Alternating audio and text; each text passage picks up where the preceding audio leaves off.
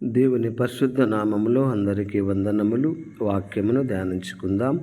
సామెతల గ్రంథము 23వ అధ్యాయము 4వ వచనము నుండి. ఐశ్వర్యము పొంద ప్రయాసపడకము, నీకు అట్టి అభిప్రాయము కలిగినను దాన్ని విడిచిపెట్టుము.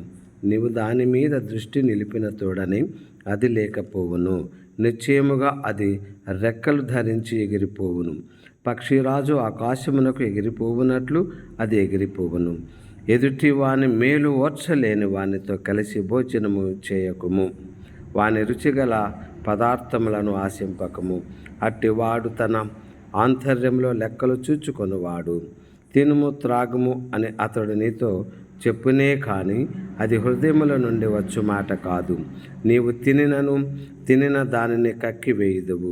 నీవు పలికిన ఇంపైన మాటలు వ్యర్థములగును. బుద్ధిహీనుడి వినగా మాటలాడకుము. అట్టివాడు నీ మాటలలోని జ్ఞానమును తృణీకరించును. పురాతనమైన పొలిమేర రాతిని తీసివేయకుము. తల్లిదండ్రులు లేని వారి పొలములలోనికి నీవు చొరబడకూడదు. వారు విమోచకుడు బలవంతుడు. ఆయన వారి పక్షమున నీతో వ్యాజ్యమాడును. ఉపదేశం మీద మనస్సు ఉంచుము.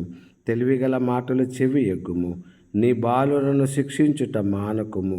బెత్తముతో వానిని కొట్టిన ఎడల వాడు చావకుండును. బెత్తముతో వానిని కొట్టిన ఎడల పాతాళమునకు పోకుండా వాని ఆత్మ నీవు తప్పించెదవు.